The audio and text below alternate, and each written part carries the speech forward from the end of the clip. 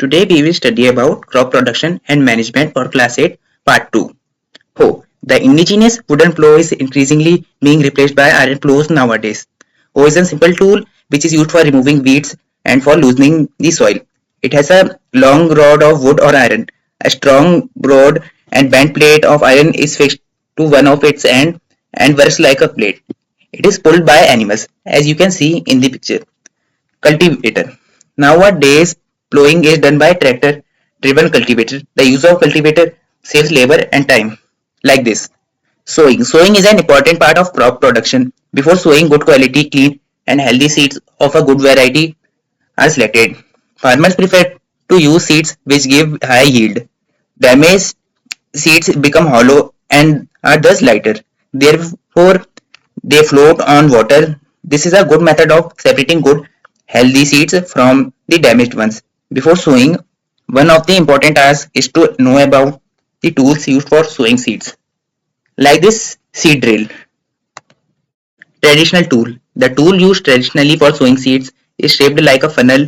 The seeds are filled into the funnel passed down through two or three pipes having sharp ends. These ends press into the soil and place the seeds there. हो ये एक indigenous wooden प्लो से replace किया जा रहा है और ये आयरन से बना हुआ होता है जिसका काम वीड्स को रिमूव करने के लिए भी होता है साथ ही सॉइल को लूज करने के लिए भी।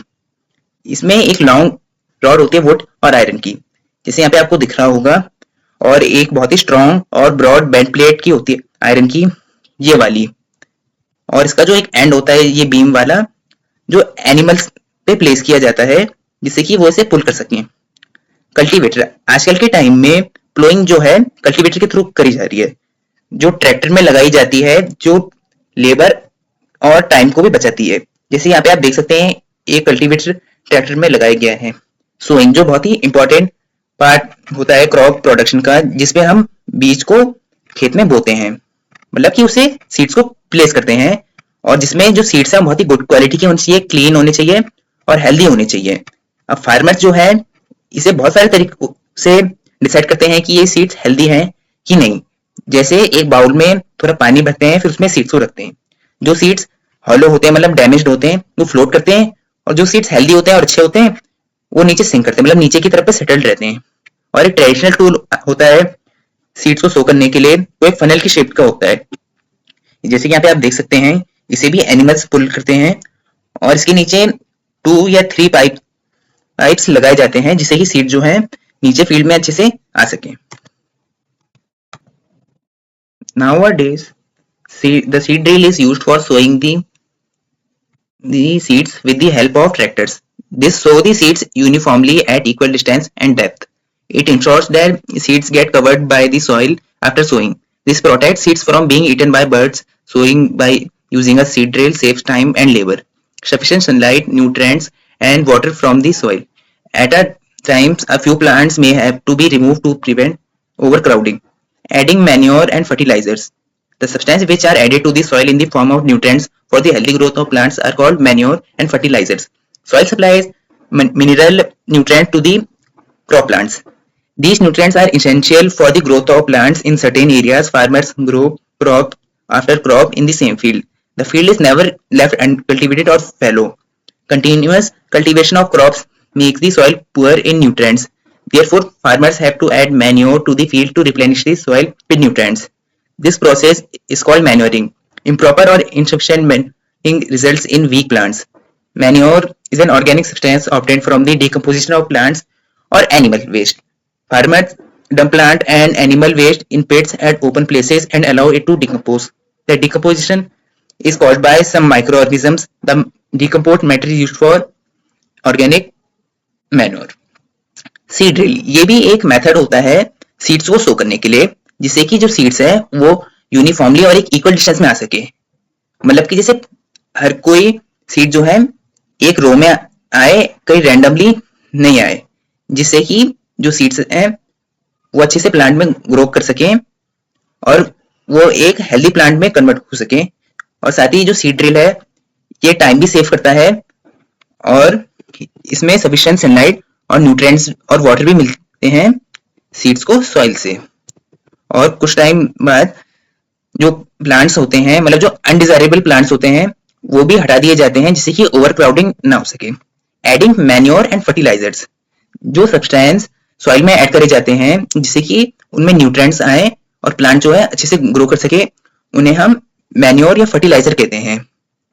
और ये न्यूट्रिएंट जो होते हैं बहुत ही इसेंशियल होते हैं प्लांट्स की ग्रोथ में। बहुत सी जगहों पर फार्मर जो है एक क्रॉप उगाने के बाद दूसरी क्रॉप को भी उगाते हैं। कुछ इस तरीके से जो फील्ड होता है वो कभी भी अनकल्टिवेटेड नहीं रहता, मतलब खाली कभी नहीं छूटता है, उसमें हमेशा कोई ना कोई क्रॉप्स उगाई जाती है। कंटिन्यूअस कल्टीवेशन से जो सॉइल के न्यूट्रिएंट्स होते हैं वो भी कम हो जाते हैं, तो इस केस में फार्मर्स जो हैं उसमें मैन्योर ऐड करते हैं जिससे कि उसके न्यूट्रिएंट्स रिप्लेनिश हो सकें। और अगर हम मैन्योरिंग अच्छे से नहीं करते हैं और इनसफिशिएंट वे में करते हैं तो वीक प्लांट्स में दिखती है। और मैन्योर एक ऑर्गेनिक सब्सटेंस है जो एनिमल या प्लांट वेस्ट की डिकम्पोजिशन से बनता है। फार्मर्स प्लांट या एनिमल वेस्ट को डंप करते हैं किसी खाली जगह पर, जैसे किसी पिट्स में या होल में, जिससे कि वो अच्छे से डिकम्पोज हो सके। और जो डिकम्पोजिशन है वो माइक्रो ऑर्गेनिजम्स के द्वारा करी जाती है। फिर कुछ इस तरीके से डिकम्पोजिशन मैटर जो है ऑर्गेनिक में बनता है। Fertilizers are chemicals which are rich in a particular nutrient. Fertilizers are produced in factories. Some examples of fertilizers are urea, ammonium sulfate, superphosphate, potash, NPK, nitrogen, phosphorus, potassium. The use of fertilizers has helped farmers to get better yield of crops such as wheat, paddy, and maize. But excessive use of fertilizer had made the soil less fertile. Fertilizers have also become a source of water pollution. Therefore, in order to maintain the fertility of the soil, we have to substitute fertilizers with the organic manure or leave the field uncultivated in between two crops. The use of manure improves soil texture as well as its water retaining capacity. It replenishes the soil with nutrients. Another method of replenishing the soil with nutrients is through crop rotation. This can be done by growing different crops alternately in different seasons. Earlier, farmers in northern India used to grow legumes as fodder in one season and wheat in the next season. This helped in the replenishment of the soil with nitrogen. Farmers are being encouraged to adopt these practices. Rhizobium bacteria, these are present in nodules of the roots of the leguminous plants. They fix atmospheric nitrogen. Fertiliser जो है एक chemical substance है जो किसी भी particular nutrient में rich होते हैं और ये फैक्ट्री से प्रोड्यूस करे जाते हैं। जैसे एग्जांपल्स दिए गए हैं यहाँ पर यूरिया, अमोनियम सल्फेट। और ये फर्टिलाइजर का यूज ये होता है कि फार्मर जो है मतलब उन्हें एक बेटर यील्ड मिल सके क्रॉप्स में, जैसे वीट में या पैडी उगाने में। लेकिन इनका एक्सेसिव यूज भी सॉइल को फर्टाइल कम कर देता है, मतलब उसकी फर्टाइलनेस कम कर देता है यहाँ पर। और इस कारण वाटर पॉल्यूशन भी बहुत होता है। और यहाँ पर अगर हमें सॉइल की फर्टिलिटी को मेंटेन करना है तो इसमें कुछ ऑर्गेनिक मैन्योर भी डालनी पड़ती है जिससे कि फील्ड की फर्टाइलनेस वापस आ सके। और फील्ड को अनकल्टिवेटेड भी रखना पड़ता है दो क्रॉप्स के बीच में, मतलब उसके बीच में हमें थोड़ी सी जगह छोड़नी पड़ती है। और मैन्योर का यूज जो है सॉइल के टेक्सचर में भी हेल्प करता है जिससे कि उसकी वाटर रिटेनिंग कैपेसिटी हो सके। और ये सॉइल को रिप्लेनिश भी करती है सॉइल के न्यूट्रिएंट्स को लाने से। और एक और मेथड होता है इसके न्यूट्रिएंट्स को रिप्लेनिश करने का, क्रॉप रोटेशन से। यहाँ पर मतलब इसका ये हुआ कि एक सीजन में हमने जैसे पैडी उगाया और दूसरे सीजन में जैसे हमने वीट उगाया। और जैसे नॉर्दर्न इंडिया में फार्मर जो है एक सीजन में वीट उगाते हैं और दूसरे सीजन में फॉडर उगाते हैं जिससे कि सॉइल रिप्लेनिश भी होती है नाइट्रोजन से। और फार्मर जो है इस प्रैक्टिस को अडॉप्ट भी करते हैं जिससे कि उनकी सॉइल रिप्लेनिश हो सके। यहाँ पर नाइट्रोजन फिक्सेशन राइजोबियम बैक्टीरिया के द्वारा होती है जो प्लांट के नोडल से पाई जाती है, खास करके लेग्यूमिनस प्लांट के। Differences between fertilizer and manure. Fertilizer, it is a man-made inorganic soil. It is prepared in factories. It does not provide any humus to the soil. It is very rich in plant nutrients like nitrogen, phosphorus, and potassium. Manure, manure is a natural substance obtained by the decomposition of cattle dung and plant residues. Manure can be prepared in the fields. It can be provide a lot of humus to the soil.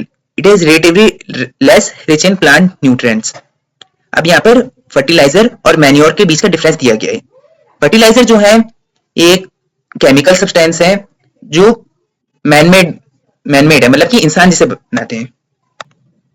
और साथ ही ये factories में भी बनाई जाती हैं और ये सॉइल को कोई भी ह्यूमस नहीं पहुंचाती हैं। और जैसे ये नाइट्रोजन, फॉस्फोरस और पोटेशियम में भी रिच होती हैं। और मैन्योर जो है एक नेचुरल सब्सटेंस है जो एनिमल वेस्ट और प्लांट वेस्ट की डिकम्पोजिशन से बनाया जाता है। ये फील्ड में बनाया जाता है और ये सॉइल को बहुत ज्यादा ह्यूमस पहुंचाता है, लेकिन इसमें प्लांट न्यूट्रिशन थोड़ा कम होता है। Advantages of manure. The organic manure is considered better than fertilizers. This is because it enhances the water holding capacity of the soil. It makes the soil porous, due to which exchange of gases become easy. It increases the number of friendly microbes. It improves the texture of the soil. Irrigation. All living beings need water to live. Water is important for proper growth and development of plant. Water is absorbed by the plant's root. Along with water, minerals and fertilizers are also absorbed. Plants contain nearly 90% water. Water is essential because germination of seed does not take place under dry conditions. Nutrients dissolved in water are transported to each part of the plant. Water also protects the crop from both frost and hot air currents. To maintain the moisture of the soil for healthy crop growth, fields have to be watered regularly. The supply of water to crops at regular intervals is called irrigation. The time and the frequency of irrigation varies from crop to crop, soil to soil, and season to season. In summer, the frequency of watering is higher. Sources of irrigation are wells, tube-wells, ponds, lake, rivers, dams, and canals. Manure के advantages जैसे ये होते हैं, और साथ ही ये fertiliser से भी बेटर कहे गए हैं, क्योंकि ये जो वाटर होल्डिंग कैपेसिटी होती है सॉइल की, उसको भी बढ़ाते हैं। और ये सॉइल को पोरस भी बनाता है, जिससे कि गैस एक्सचेंज आसानी से हो सके, और इससे फ्रेंडली माइक्रोब्स की भी ग्रोथ बढ़ती है, और ये सॉइल के टेक्सचर को भी इंप्रूव करता है। इरिगेशन, जैसे कि हम सब जानते हैं कि लिविंग बींग्स को वाटर की जरूरत होती है लिव करने के लिए, मतलब कि वो अच्छे से पूरे अर्थ में रह सके, इसलिए। और वाटर साथ ही प्रॉपर ग्रोथ और डेवलपमेंट के लिए भी नेसेसरी होता है, जिससे प्लांट्स अच्छे से ग्रो कर सकें। और वाटर जो है प्लांट्स की रूट्स के द्वारा एब्जॉर्ब कर लिया जाता है। साथ ही मिनरल्स और फर्टिलाइजर्स भी, प्लांट्स में 90% ऑफ वाटर होता है। वाटर जर्मिनेशन ऑफ सीड्स के लिए भी नेसेसरी होता है, क्योंकि ड्राई कंडीशन में जर्मिनेशन ऑफ सीड नहीं होता है। न्यूट्रिएंट्स जो है वाटर में डिसॉल्व रहते हैं और प्लांट के हर एक पार्ट में ट्रांसपोर्ट हो जाते हैं। वाटर जो है प्लांट्स को फ्रॉस्ट और हॉट दोनों टाइप की कंडीशंस में भी प्रोटेक्ट करता है, और ये सॉइल के मॉइस्चर को भी बनाए रखता है, जिससे कि हेल्दी ग्रोथ हो सके क्रॉप्स की। और फील्ड को भी टाइम टू टाइम वाटर करना पड़ता है। इस प्रोसेस को हम इरिगेशन बोलते हैं। अब ये इरिगेशन जो है रेगुलर इंटरवल्स ऑफ टाइम में किया जाता है, और ये चीज जो है सॉइल टू सॉइल और क्रॉप टू क्रॉप पर डिपेंड करती है। जैसे समर में इसकी फ्रीक्वेंसी ज्यादा होती है, क्योंकि समर में इवेपोरेशन रेट ज्यादा होता है, तो हमें पानी जल्दी डालना पड़ता है फील्ड में भी और क्रॉप्स में भी।